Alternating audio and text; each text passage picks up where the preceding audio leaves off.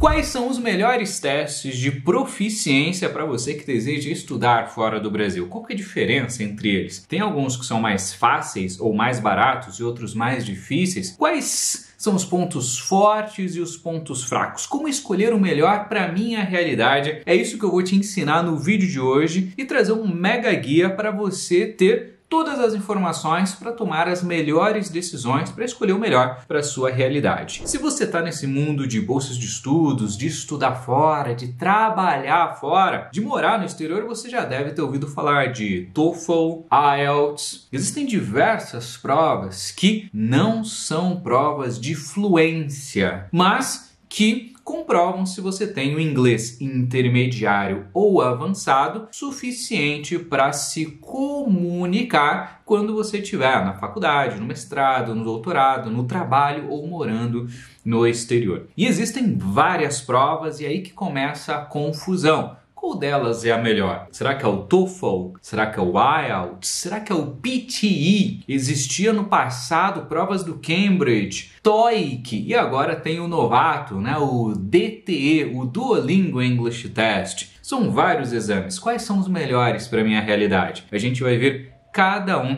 daqui a pouquinho. E como vocês sabem que eu sempre sou muito sincero e prático, a gente pode ir direto ao ponto. Existem alguns testes que no passado, há 10, 20, 30, 50, 100 anos atrás, eram muito populares. Inclusive até escolas de inglês utilizavam esses testes dentro do seu marketing. Se você se cadastrar na nossa escola de inglês aqui no Brasil, pagando R$400 por mês por 10 anos, no final você ainda vai fazer uma prova para saber se o seu inglês é A2, é B5, é C397 e até mesmo te daremos uma prova de proficiência do TOEIC. E existiam muitas propagandas como essa. Na prática, essas provas não valem de nada em 99% dos casos, ou seja, quase sempre. Provas como o TOEIC, provas do Cambridge, provas de seu nível de inglês é B, não sei o que. Cara, isso daí ninguém tá nem aí para isso. Não serve no currículo, até porque se você for aplicar para uma entrevista de trabalho, geralmente eles vão fazer uma entrevista de inglês para você conversar com eles em inglês, então você pode ter ficado 10 anos na escola de inglês ou ter estudado assistindo série, vendo filme, pegando as dicas que a gente dá de ferramentas aqui no canal e muita gente só com essas ferramentas vai melhor do que o cara que ficou 10 anos na escola, porque no mercado de trabalho ninguém tá nem aí para nota. Quando a gente vai para bolsas de estudos, que daí é usar esse teste de proficiência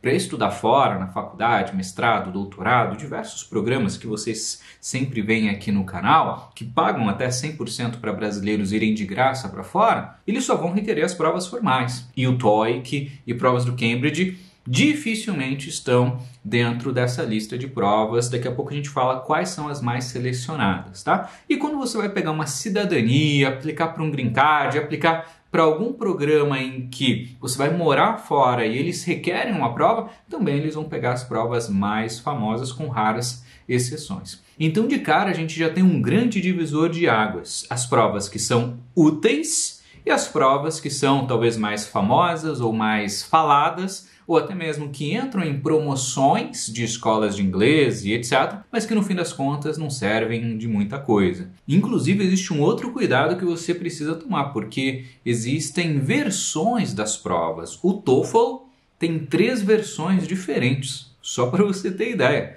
E somente uma é válida no processo internacional, que é o TOEFL, eles chamam de IBT. IBT. Existem outras versões, como o TOEFL que você faz numa folha de papel, como se fosse um vestibular, você vai para uma escola, tem em muitos lugares, mas quase nenhuma universidade ou nenhuma instituição aceita, menos de 1% das instituições aceitam. E eu já estou começando o vídeo dessa maneira para você economizar seu tempo e o seu dinheiro. Imagina só a dor de cabeça de você estudar pra caramba, fazer uma prova e quando chegar a hora de mostrar o resultado, não ser considerada. E aí, baita decepção por falta de conhecimento. Beleza? Eu sei que você é esperto, tenho certeza que você já começou a entender o porquê que escolher as provas certas fazem tanta diferença e ninguém está me pagando nada para falar isso daqui. Eu tô falando para ajudar você, para você economizar tempo e dinheiro. Mas bora dar uma olhada um pouco mais detalhada aqui nas provas e eu vou começar das piores, das que você não deveria fazer, até chegar no nosso top 3 aí, tá bom? Ou top 4, talvez, dependendo da região do mundo que você vai aplicar. Então a gente vai ter as provas do Cambridge, hoje quase nenhuma universidade mais aceita, com exceção algumas universidades europeias, em específico ali no Reino Unido. Menos de 1% das universidades do planeta vão aceitar essa prova. Raramente é pedida em processos imigratórios, para trabalhar fora, pegar green card, etc. Eu não vou entrar em muitos detalhes, já que é uma prova que eu não vou recomendar que vocês gastem tempo e dinheiro fazendo, mas só para você lembrar dela, é a prova que diz qual que é a letra do seu inglês. Ah, você tem inglês A1, você tem inglês C2, você tem inglês B não sei o quanto. Que ninguém tá nem aí para isso, né? Igual a gente já falou aqui. A segunda pior prova é o TOEIC, que era uma prova que muitas escolas de inglês faziam marketing. Ah, se matricule aqui e você vai receber, a gente vai pagar para você a prova do TOEIC, que é a prova que no fim não vale nada, ninguém se importa, nem no mercado de trabalho, não faz a menor diferença no seu currículo, até porque a gente já falou, quando você for para uma empresa eles vão fazer uma entrevista conversando, né? Raramente uma bolsa ou uma faculdade bacana no exterior vai aceitar o TOEIC e também não faz nenhuma diferença no processo seletivo internacional. Agora a gente começa a entrar em algumas provas mais interessantes. Existe o PTE, PT. Essa é uma prova que está começando a ganhar muita força. Ela ainda não é aceita em muitas universidades. Pela minha experiência como mentor de preparação internacional, já tive mais de 10.500 alunos aprovados em bolsas de 100% ou superior, sem contar processos de vistos especiais, que pegaram depois green card e trabalharam no exterior em 60 países, eu posso dizer. É uma prova interessante, está começando a ganhar força, em torno de 10% aí das grandes universidades já utilizam. Repara que ainda é um número pequeno, né? Então você tem que ficar atento, porque você precisa garantir que todas as universidades ou todos os programas que você está aplicando ou todas as bolsas aceitam a prova. Imagina, você seleciona 10 bolsas de estudos, 10 universidades, 9 não aceitam e só uma aceita. Aí você vai ter que de qualquer maneira fazer outra prova. Então você só perde tempo e dinheiro. O custo dela é um pouquinho menor do que o IELTS, mas é só um pouquinho ligeiramente menor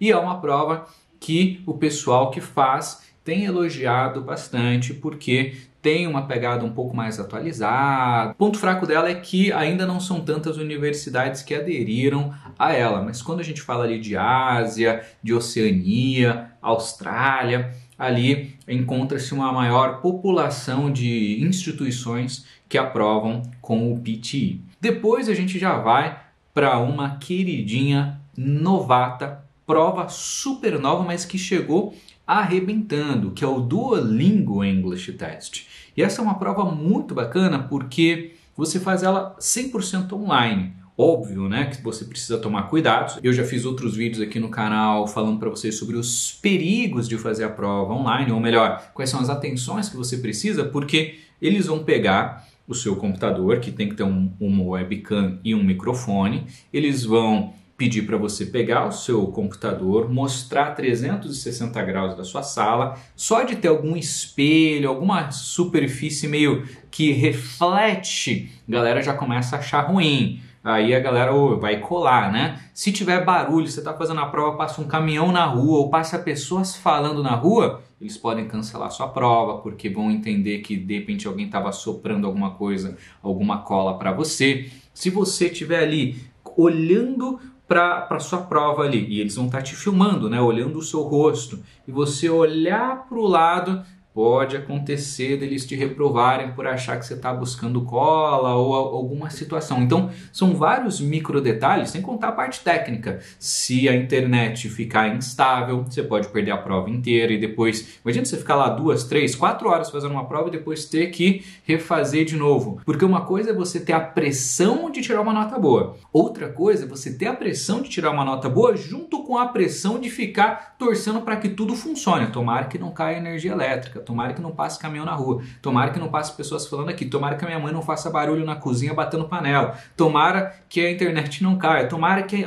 fique tudo ali, né? O vizinho não entre na internet e comece a ficar instável e cai. Então são vários micro detalhes ali e esse é um dos maiores pontos fracos do Duolingo English Test. Por outro lado, é a prova mais fácil de todas. Além do que é a prova também mais barata. Deixa eu até pegar aqui o valor de hoje. Hoje ela está $59. É a prova mais acessível de todas. E ela também tem um outro ponto fraco, que é importante você ficar ligado. Apesar dela ser a mais fácil e a mais acessível financeiramente e ter essa facilidade de fazer de casa, então você não precisa viajar para um test center, para uma escola parceira para fazer a prova, ela tem mais alguns pontos fracos que você deveria saber. Ela não é aceita por todas as universidades, talvez 15 a 20% das universidades aceitem o Duolingo English Test. E é interessante porque às vezes uma mesma universidade aceita para alguns programas e não aceita para outros. Então é muito comum alguns alunos meus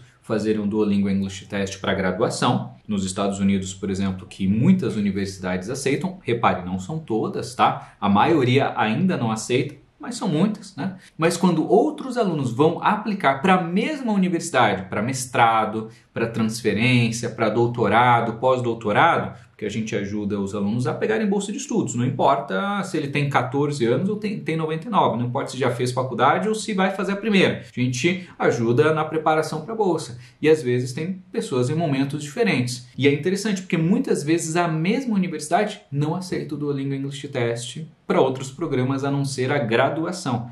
Então você precisa ficar esperto nisso. Ou você faz uma seleção de universidades e aí você entra no site de cada uma para confirmar todas as que aceitam o Duolingo English Test, o que pode ser estratégico, já que é uma prova fácil que você faz online e é barata, ou você deixa essa prova de lado e pega a top 2, as duas provas que são aceitas no mundo inteiro, até mesmo na China. Mas é proficiência em inglês? Pois é, as universidades na China vão aceitar o top 2, que a gente vai falar daqui a pouquinho. As universidades do Japão, para você estudar inglês, vão aceitar. As universidades da Alemanha, que fala alemão, para você estudar inglês, da Suíça. Do mundo inteiro, 99,9% das universidades vão acertar sempre essas duas provas, que é o TOEFL e o IELTS. Mas tem que tomar cuidado, tem que fazer a prova certa. Então o TOEFL, ele tem várias versões. Tem o TOEFL antigo em papel, tem o TOEFL mais novo em papel, são vários nomes, TOEFL em papel, TOEFL presencial, coisas assim. E tem um apenas TOEFL que faz sentido, que é o que você precisa fazer, que é o IBT, que vem de Internet Based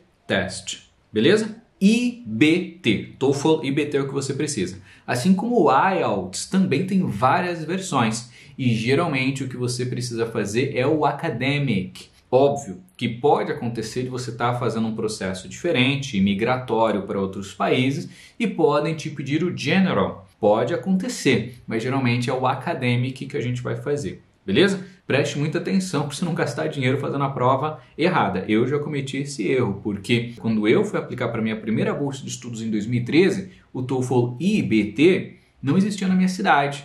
E aí eu achei o TOEFL de papel. E aí eu pensei, poxa, ele é muito mais barato e tem do lado de casa, vou fazer. No fim não servia de porcaria nenhuma, né? Gastei dinheiro e gastei tempo. Bom que nesse caso eu levei pelo lado positivo como se fosse um treino, né? Como se eu estivesse treinando para a prova oficial. Mas para quem está com pouco recurso financeiro, não faz sentido gastar dinheiro com aquilo que você não vai poder utilizar, beleza?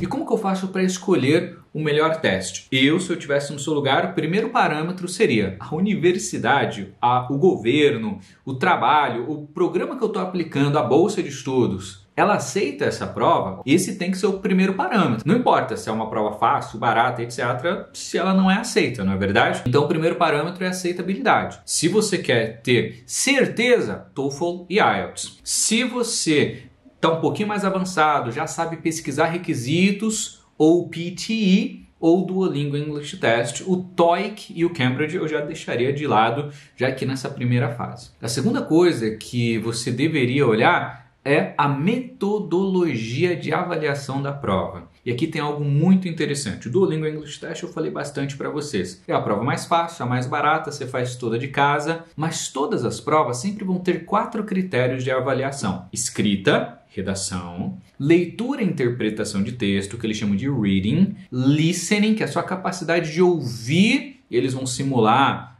uma fala de um professor que vai falar alguma coisa e depois vai perguntar se você entendeu, um ambiente de trabalho, um colega da escola. Sempre são ambientes que vão simular o mundo real ou do trabalho ou dos estudos. E terceiro, o speaking, que é você daí respondendo um professor, respondendo um chefe no trabalho, respondendo um colega, alguma coisa nesse sentido. Sempre serão esses 4 setores. Só que cada prova vai avaliar essas 4 competências de maneiras diferentes. No TOEFL e no IELTS, só para você ter uma ideia, o TOEFL ele é 100% online por inteligência artificial. Ou seja, se você fala, o seu speaking ele vai ser avaliado por um computador, por uma inteligência artificial, não vai ser um ser humano. E essa mesma inteligência artificial, ela já ouviu chineses falando inglês, já ouviu indianos, já ouviu gente do mundo inteiro falando inglês. O que é positivo, sotaque não importa. Isso é fenomenal. Então, para quem está com insegurança de sotaque, etc., o TOEFL acaba saindo na frente. Além disso, para quem estuda sozinho, o TOEFL também é melhor, porque você vai colocar um fone, você vai ter um microfone